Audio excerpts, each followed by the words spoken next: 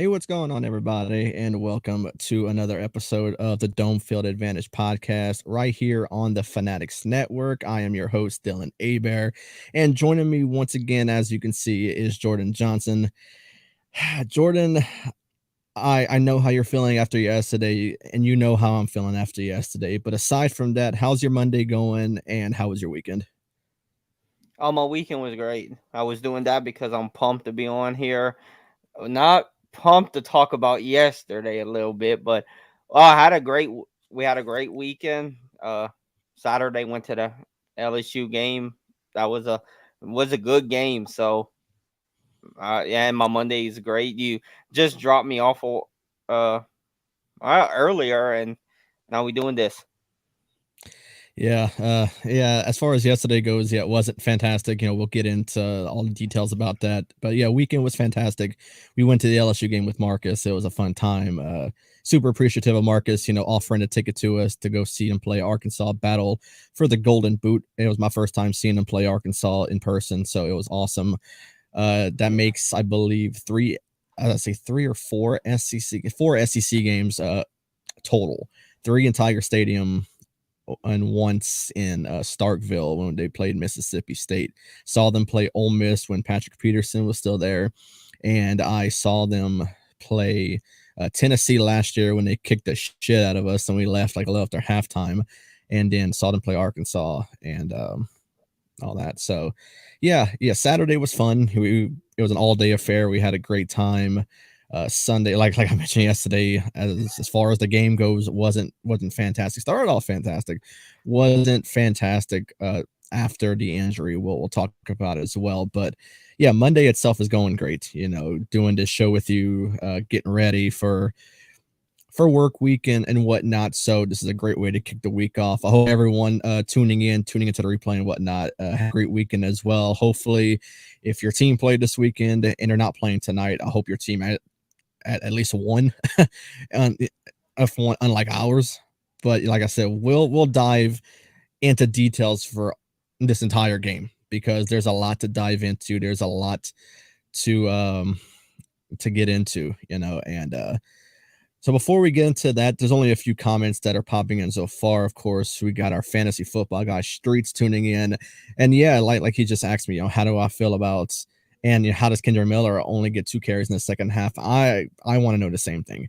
'Cause Tony Jones has proven that if the Saints don't decide to retain him, then I think that he can make another team a very happy team by being their starting running back because he's proven he can be a starting running back. This guy came in with Jamal Williams going down, Alvin Kamara suspended, that he's shown that he can prove that he could be a starting running back. So if the Saints don't, if they don't decide to retain him and they don't send him to the practice squad and they let him go in the free agent market, I think a team can pick him up and be very happy with him. So, and also shout out to James for tuning in as well. Thanks for showing some love to the show. We'll get to some more comments when they pop up later. But uh, before we get into the game, before we get into that, Jordan, of course, we came into this game 2-0, first time in 10 years the Saints were 2-0. What was your expectations going to this game? We're playing a new look, just Green Bay Packers team that is first time in forever that we've seen them without either Brett Favre or without Aaron Rodgers. And the last time the Saints played the Packers in Lambeau, well, it wasn't in Lambeau. It was supposed to be in New Orleans, and it got moved to Jacksonville because of the hurricane. And we absolutely destroyed them. I mean, we had Jameis Winston at the time, and we went over there and beat the hell out of them. So, what was the expectation for you going into this game? And like I said, it's a new team we're playing. Like this is a Jordan Love led team. There's no Aaron Jones. There's no Christian Watson. They're without David Bakhtiari. They're without Jair Alexander. So they're going in this game with Luke Musgrave. They're going into this game with Romeo Dobbs. Guys you're not used to seeing on a daily. Romeo Dobbs, I believe, was like the guy they were going to with Paulson Adebo out. It was more Isaac Yedem that was on him, which I feel like should have been Marshawn Lattimore, and it didn't go that way. And honestly, Isaac Yedem was getting targeted a lot in this game. So start to finish, what was the expectation for this Saints team? Obviously, didn't win. What were you looking forward to seeing more than others for the offense or the defense? Well, with the offense, blocking better Mhm. for uh for Derek Carr and just scoring in the red zone and all that, and just started off good, and then I think when the car went down, it just flew out the window. Like they just gave up. Yeah, good that you brought up Derek Carr, 'cause that's actually our first topic for tonight. So let's get into it. Derek Carr's injury happened somewhere around a little after halftime. I want to say he got hurt. He Yeah. was he I think I wasn't sure if he's in shotgun formation, line up under center, but he was the victim of a lot of sacks yesterday, unfortunately. That offensive line still didn't really work for him too well. We're 3 weeks in, and seems like that offensive line is still a problem, but I'm not putting it on the O line this time. And a lot of Saints fans are not putting it on the O line this time. And I'm thinking it was him. And unfortunate for the injury, it was more his fault than the O line's fault, unfortunately. So, and the thing I want to know about it is, first, what was the reaction like? And and even though we watched the game together, what was the reaction like just inside of you, like saying our franchise, this has a chance to be our franchise quarterback from now on, and now he's already down 3 games in with us with a shoulder injury, something we seen from Drew Brees before signing with the Saints. Went down with a shoulder injury. No, it was not the same shoulder injury. Before people start coming at me, I know it's just an AC joint sprain, but it had a chance to be worse. So Mhm. what was your reaction first of all, before I have other questions about Derek Carr and the injury? What was the reaction like first?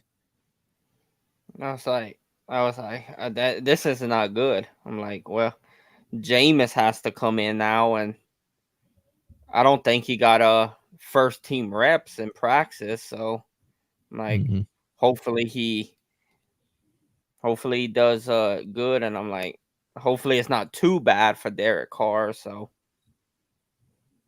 Yeah, shout out to Justin, In Time Wrestling Podcast. We miss you, dude. We can't wait to have you back on regularly with us. You haven't. It's been some time since you came on some shows with us, man. We still keep in contact with you. We always tune into our show, showing love and everything. But we can't wait to have you back on camera. Talking with us. Also got my sister tuning into the show as well, and also my biggest supporter. I always say it, my mother tuning in, always nice. And yes, we are talking USA football, big New Orleans Saints fans right here. We deep dive every Monday and Wednesday, 6 p.m. Central Time. So if you ever want to tune in and listen to some more Saints talk, you're always free to listen. And oh, Tim, I we know about the trip to Arrowhead, man. I know you were showing love to your Bears, but Taylor Swift in the building, you knew Travis Kelce and Mahomes were going off, and that 41-10 victory for the Chiefs showed that it happened, man. So as mad as I am about the Saints, blowing a 17-point lead, it could be bad, like losing like that at Arrowhead, or it can be Denver Broncos bad, losing by 50 to the Miami Dolphins. How do you let them put 70 on you?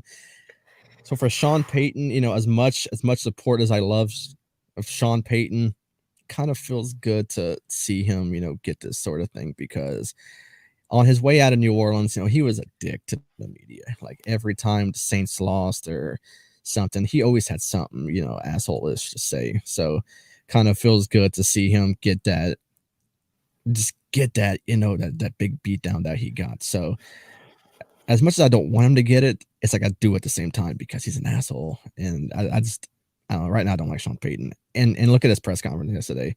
He's like, dude, I mhm. mean, he's a dick, man. I don't know. But yeah, hope you had a great time, Tim. I know that losing by that much to Kansas City. I mean, for one, it's Kansas City. I know you like Mahomes and everything, so maybe the love for Mahomes that you and your wife have, I'm just hoping made it a little bit better for y'all to go over there and to even witness Arrowhead. Arrowhead's a great environment. I would love to experience that one day, even if it's not going to watch the Saints. hey, hey, I appreciate the opinion. I'm also a well, for me it's soccer. I call it soccer. I'm an Arsenal guy, so yeah. We haven't played Liverpool yet this season, so it'd be nice to see whenever that goes down. We just had a draw with Tottenham, and I woke up at 8 in the morning to watch it, and it was a battle. So yeah, I'm a big Arsenal guy, but I'm still a newer soccer fan. I'm still learning the rules. I follow the MLS. I follow the Premier League. I follow La Liga. You know, it's all fun to watch. I love the environments. I love the fans. You know how much they get into it. So I think it's the fans alone that really get me into it. So yeah, thanks for tuning in. You know, I know that you think it's not real football. It's each its own. You know, I respect the opinion, but yeah, I also love watching the Premier League and uh, other soccer leagues. Yeah, shout out to Graydon as well for tuning in. Director's Cut every Tuesday. The guy does fantastic things for this network. You know, if you don't want to listen to wrestling talk, don't want to listen sports talk and whatnot, if you want to just tune in entertainment, he does it, man. He does it every single week. The guy is a movie genius. So tomorrow night, Director's Cut, tune in, and it's gonna be a great thing. So yeah, shout out to Graydon as well. But yeah, Derek Carr's injury from me, yeah, it hurt, and because seeing the passion this guy brought to week one whenever we beat Tennessee in the Superdome, man, it's just the reaction this guy gave after he won. He was like so emotional after one win, and he was saying how much he loved the city already and how much he wanted to win for the city, and he did, and it was awesome, you know, and seeing him go down with the shoulder injury, although, like I said, I'm not blaming the offensive line, I'm blaming more of the for when I'm blaming himself more. It sucks because he's such a good guy. He's such a great player. And as much as people want to critique him for his red zone offense, I mean, it's hard to do well whenever you don't have much time to throw. So the offensive line is at fault at times, but for this particular play, it wasn't. And so many Saints fans, you know, some maybe missed the play, asked, you know, who gave up the sack, and a lot of people say it's him. And it's him that held the ball too long. He held it too long. He didn't get rid of it, and he paid the price for it. He got sacked on that shoulder, and sadly enough, it's the shoulder he throws with. And but a new update came from Dennis Allen saying it's an AC joint sprain. He avoided a serious injury, a more serious injury, and it's not season ending. He's week to week. I think he's still missing time.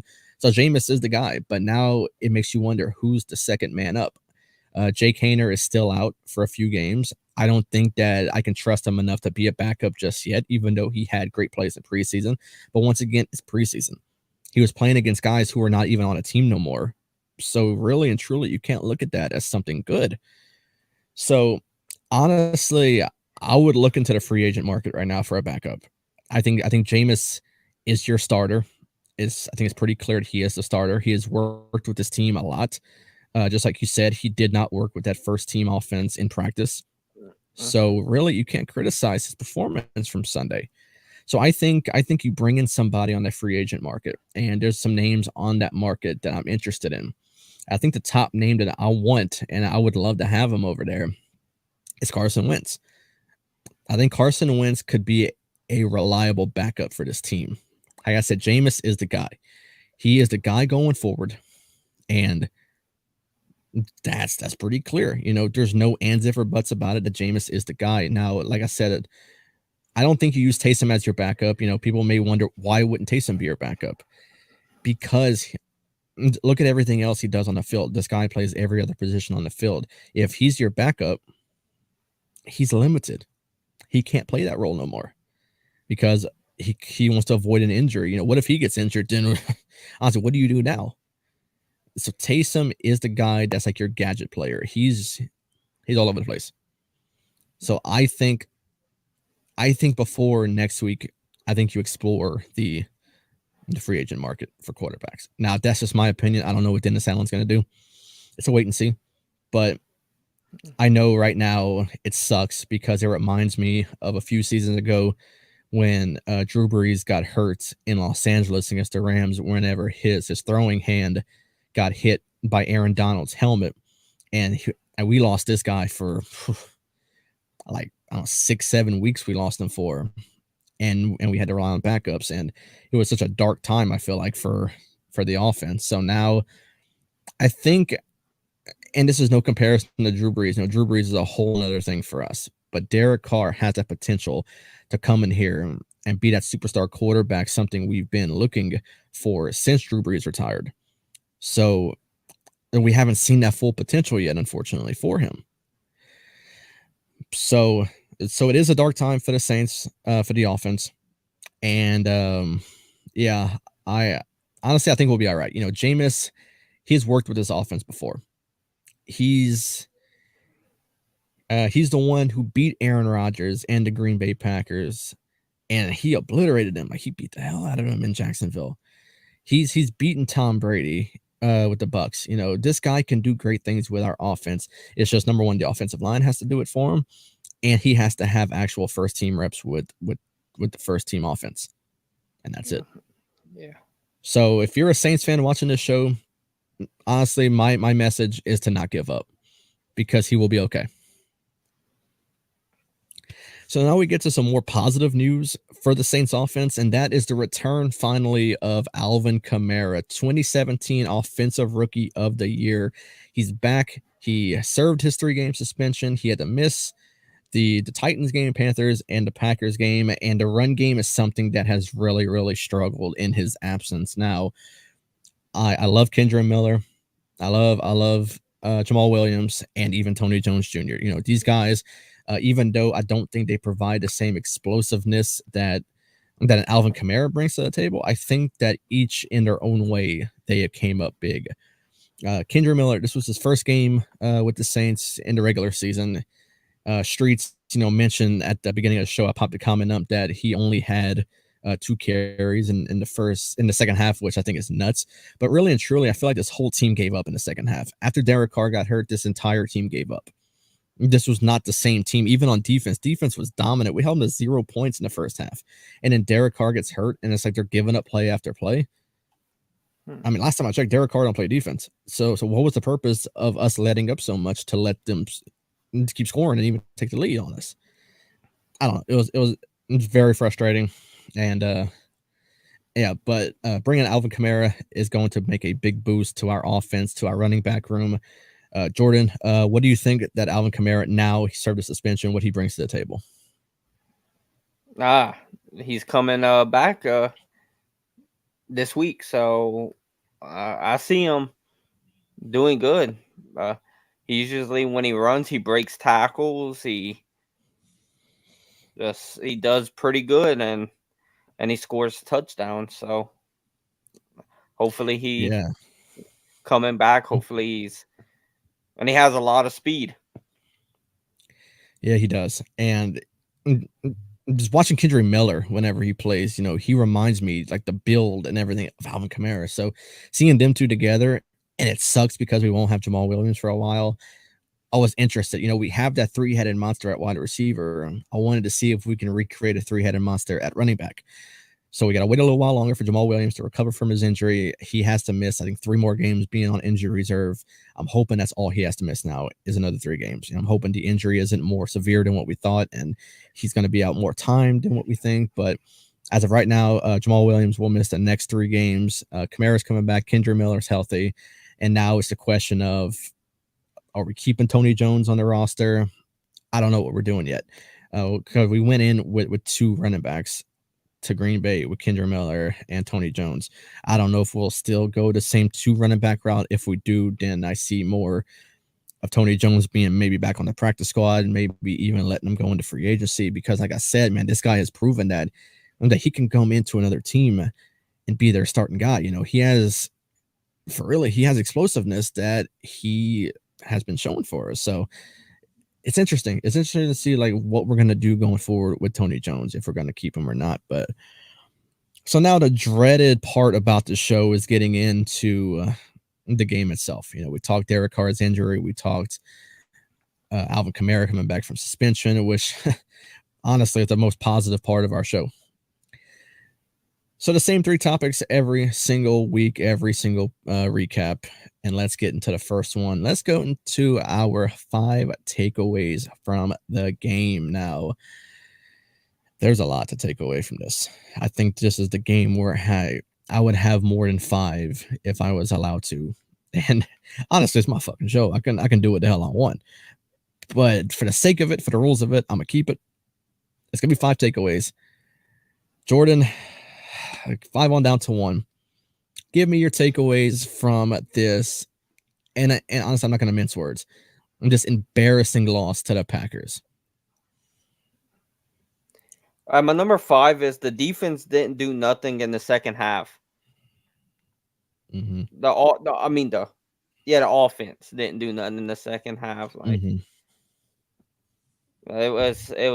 it was pretty rough in the second half. My number 4 is the defense didn't sack the quarterback that much. They let him like get away and all that, like the with the Panthers. Mm-hmm. My number 3, the defense, like just the defense just fell apart after Derek Carr got hurt. Like Mm-hmm. I guess they thought Derek Carr was playing defense. Yeah. Number 2, I have to give it to Taylor for having a good game. He was all over the field. Mm-hmm. And my number 1 is the offense is not giving the quarterback enough time to throw. Like when they hike it, they already on them, sacking them. So if they can hold them, that can give the quarterback more time to throw the ball. Yeah, you make some pretty good points. All 5 of your takeaways are honestly very solid. So nothing to disagree with you on that one. I got some similar type stuff kind of threw in a little bit more different, but number 5, I'm not going to mince words. I'm not even going to save it to my number 1. The offensive line still sucks. And this is 3 weeks in, and we are still struggling at offensive line. It's so ugly to watch because on first and second down, maybe they're decent, but it's like third down comes around and they completely forget how to do their own job, and they are giving up sack after sack after sack. It was the same thing against Tennessee with Arden Key absolutely destroying Trevor Penning. It was our own. It was our off the entire offensive line for last week against Carolina that was getting beat. And most of these offensive linemen are made up of first or second rounders, and they're still getting beat. And this week, it actually cost us this time because, like I mentioned, that as much as I want to put more of the blame on Derek Carr for holding it too long, I mean, I feel like they should have been able to hold him maybe a little bit longer, but I'm going to put it more on Derek Carr than I am the offensive line. They actually gave him time to throw that time. He just Yeah. didn't do it. So, but it's no excuse. They have some stuff they have to figure out, and they're not figuring it out at all, and it's very embarrassing. Number 4, I refuse to believe that the Saints gave up on Will Lutz too fast for Blake Groupie, and the reason why I say that is because the main reason why we went down is Blake Groupie did miss a field goal at the end of the game to seal the win for the Packers, and honestly, whenever a new kicker comes in, he misses a pretty crucial kick that lost the game for us. Saints fans are more quicker to say, "Oh, well, we should have kept this guy," or why we gave up on him so quickly. I mean, look at Will Lutz in week 1 for Denver, and also Denver has not won a game this season. But it doesn't matter. It's a whole team thing. But Will Lutz missed some pretty crucial kicks in week 1. So while he has the experience, while he has been in that moment before, it's not to say that Blake Groupie this season won't be in that moment again. It's his first time in that moment in Lambeau Field of all places too. So I refuse to believe the Saints gave up on Will Lutz because they obviously had a reason why they kept Groupie over Will Lutz. And and week 1, showed that Will Lutz is capable of missing kicks. He missed an extra point and a field goal for Denver to lose. But Blake Groupie did come around and miss a kick for us as well. That sent us to our first loss of the season. But it's also week 3. I think Blake Groupie is going to show a lot of fans that are doubting him right now after that kick that is the reason why the Saints kept him over Will Lutz. So for one, I'm not going to give up after on Blake Groupie after this game. I think he's going to come up in the clutch for us multiple times this season. Hopefully, it's not to the point where where we're going to be struggling in a game to where we need a game-winning kick. But I think he's going to come up for us, and he's going to show there's a reason why the Saints kept him. So I'm not going to give up. I'm going to hold my faith in Blake Groupie, and honestly, it wasn't that bad of a miss. I mean, it was just a little wide left, but I mean, it wasn't to the point where it was too low where it got blocked, or it was in or wasn't even close. So, yeah. Number 3, I got to shout the defense out again. They are the true unsung heroes of the New Orleans Saints, and they are showing that they're the reason why we stay in games the way we do. Our offense, yeah, it looked a little bit better. We actually scored a touchdown in the red zone pretty early in the game. It was our opening drive to Jimmy Graham. But the defense is unbelievable. If the defensive line can figure out whatever they are not doing right to get to the quarterback, like you mentioned, they have potential to be one of the best defenses that this Saints team has seen in a while. And our defense has been fantastic for year after year after year. The Saints team, when Drew Brees was in his prime with us, he dealt with horrible defenses. And now it seems like it's the other way around. The Saints defense is looking good and the offense isn't looking as good. So I think if they can figure out their defensive line struggles, Carl Granderson just got paid. And I said on last episode that if someone doesn't pick him up, if the Saints don't decide to pay him, someone else will. And the Saints, I would hope, heard that and said, oh, yeah, we got to keep this guy. So they signed to a great extension, well deserved. And I think it's like the highest contract ever that an undrafted free agent got. So that's cool for him. But yeah, the defense is unbelievable. They are so fun to watch.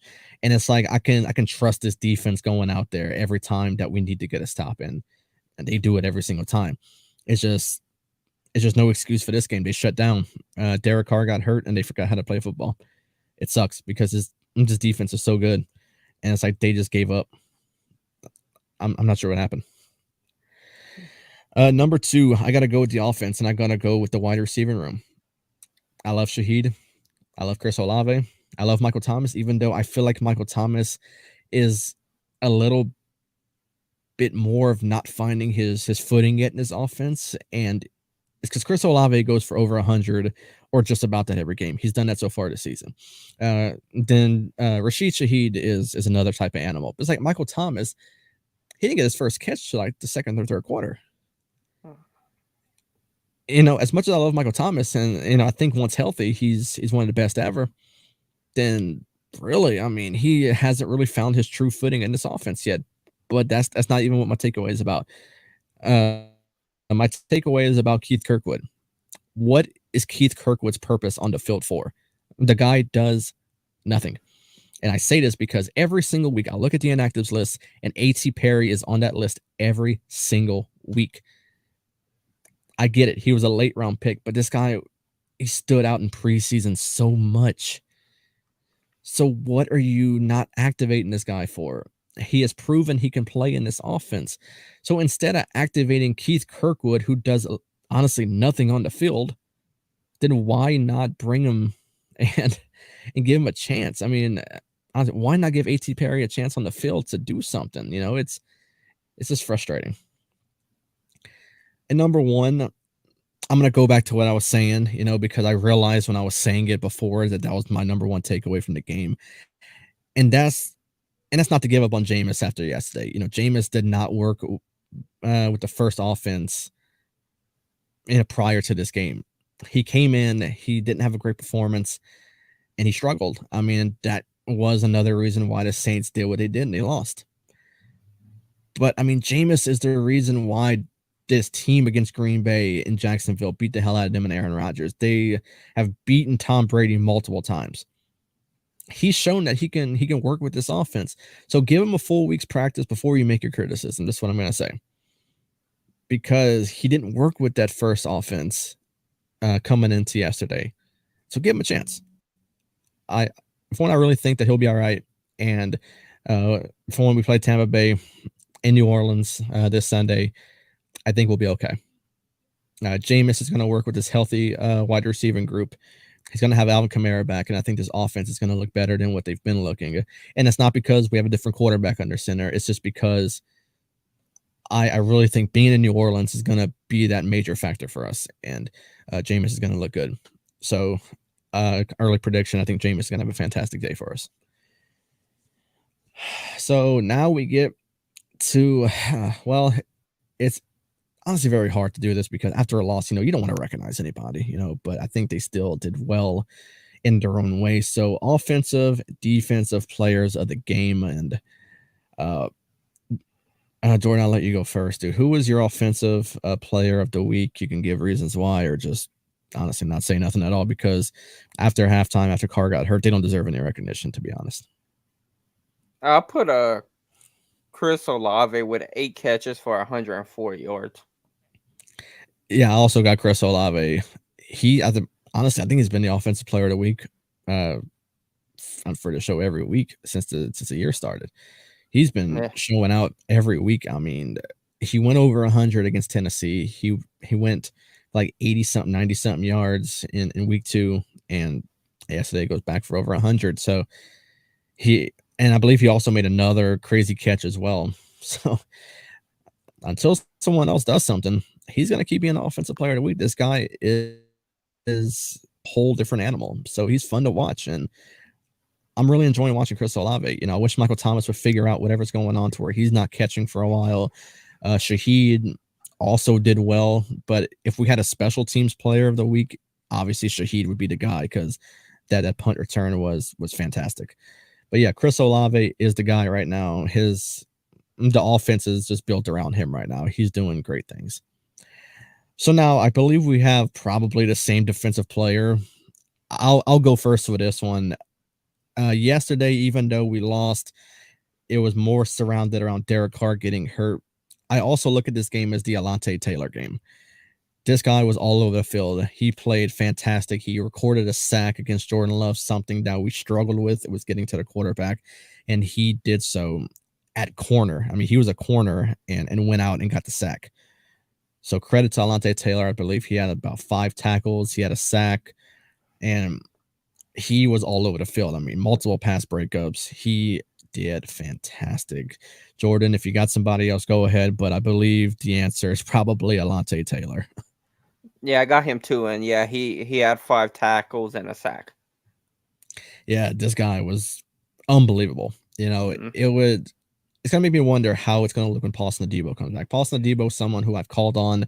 I called on him on our audio episode last week. By the way, shout out to everyone who tuned in to the audio episode. Something I'm not gonna try and do often, but it's something with the weather and how the stream came out. It didn't come out fantastic, so had to go another way and do audio. So yeah, but Alante Taylor, it was fantastic. I can't wait to see how a team with Marshawn, with Alante and Paulson Debo, and really keep Alante Taylor at the position he is now. He plays more that slot corner position, and really I think he played solid again. I think Isaac Yedem was the one playing opposite of Marshawn Lattimore. So so I say that I can't wait to see him whenever Debo comes back. But I think that's the way they've been playing the whole damn time. So yeah, sounded kind of stupid saying that, but whatever.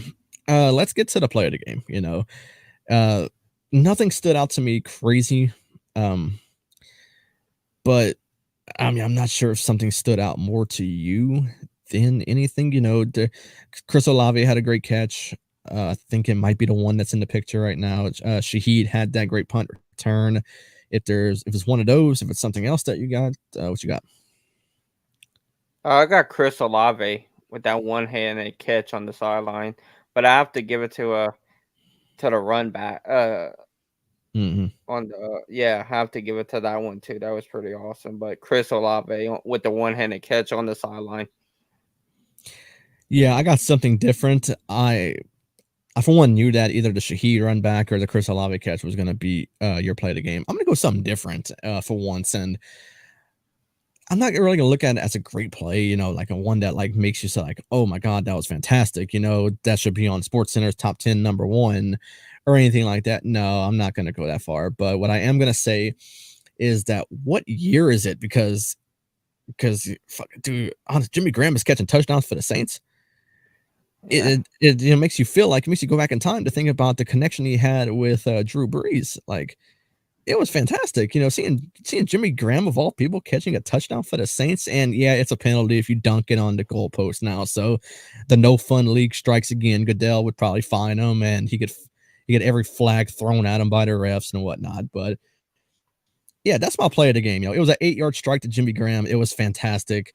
It was great to see Jimmy Graham after the woes he had in the preseason. Getting detained for I think a seizure or something like that he had. I didn't even know what his future was going to look like with the Saints. So to see him catching touchdowns in a regular season, shout out to Jimmy. That was cool. That was so fantastic for him. So even though it wasn't like a play that would make you like say, "Oh my God, that was the greatest thing ever," it was still a good pass by Derek Carr. He scored a red zone touchdown in the first quarter, so that's also something good to appreciate about Derek Carr because we haven't seen that forever. For him being great in the red zone, I think the play before it, he overthrew somebody in the end zone. So I'm like, oh my God, we're gonna have the same offense again to where he's overthrowing people and we're gonna have to settle for a field goal. But then we got the first touchdown of the game on the first drive, which honestly, as a Saints fan, we're not used to that right now. So let us appreciate it and all that. A couple more comments coming in before we wrap up.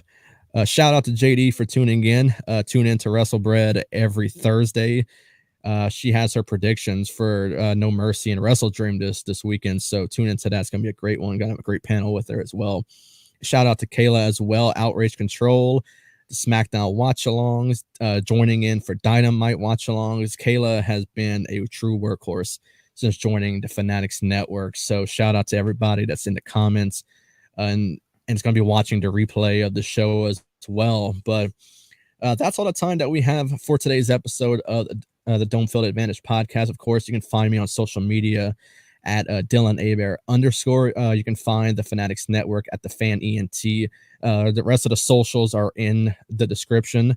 For all the links are in the description of this video, as far as Instagram, Facebook, the audio content. Yes, the audio content is making a comeback to Spotify, iHeartRadio, Amazon, Google Podcasts, everything that you can possibly listen to audio podcasts on. If you're not interested in watching this as a live video, then it will also tomorrow or something be available on the audio platforms as well. So you can listen to it on your way home from work, on your way to work. It doesn't matter. Check out everyone else's content as well. I believe Roto Slappers is going on later on tonight, so tune into them as well. We also have a fantastic week of content with No Mercy and Wrestle Dream coming up this weekend as well. So whether you want to listen to movies, to sports, fantasy sports, some gaming videos that Dango's been doing also has been fantastic. This whole team is fantastic, and I'm very happy to be a true part of this team and just what they've done since the rebrand, and I'm so happy to be here. So Jordan, where can the people find you at on social media? Let them know. You can find me on the X at Jordan underscore J2000. Awesome. And join us back on Wednesday. We'll be back live. Me and Jordan. I will be having Jordan back on the show Wednesday. Jordan's been doing a fantastic job, so why not have him back on Wednesday to preview our game against the Tampa Bay Buccaneers? It's going to be a great show and all of that. So Jordan, before we wrap things up, you got any other things about this atrocious game that we just watched that you have anything else to say about it? No, just ready for Wednesday, and hopefully it's better Sunday. I hope so, because it I want to be in a good mood again for being on a show. I want to talk about a win. I want to talk about some positive notes that we take from this game. Nothing bad. So hopefully, I mean, we'll be in a better mood on Wednesday. We're gonna move past this game. We're gonna get better on Wednesday. We're gonna be happy and hopefully look forward to a win and some better notes and all that. But also subscribe to the YouTube channel. The YouTube is what's killing it for this network right now. If you love reading articles, go to the Fanatics Network and go read these amazing articles that these fantastic writers are putting out. This entire team is loaded with nothing but talent. So go check everybody out. One last comment before we wrap things up. Yeah, the Panthers are rough, and sadly, I bet against the Panthers. And if the Saints wouldn't have shit the bed, then I would have won, because it seemed like the Saints were probably the easiest bet going into yesterday, and I also bet Seattle. So honestly, the Saints didn't do their job, and yeah, I'm not gonna give up yet. Really, I wouldn't give up on Carolina as well either. You know, Bryce Young has a bright future with the team, uh, and really they played better in Seattle than what I thought. I only lost by I think 10, I believe. So I wouldn't give up just yet, Kayla. So I think it'll be all right. But yeah, join us here on Wednesday, 6 p.m. Central, as we will preview the Saints' upcoming game against the Tampa Bay Buccaneers. But until next time, I hope everyone has a fantastic Monday, has a great rest of your week. My AirPod just fell out of my fucking ear. That's why I hate wearing fucking like AirPods. You know, I'm used to my headphones. I lost my charger to my wireless headphones. So hopefully that wasn't caught on camera. Probably was. So that's whatever. But but until next time, I hope everyone has a fantastic Monday, a great week until we see you on Wednesday. But until then, y'all have a great day and enjoy the rest of the content here on the Fanatics Network.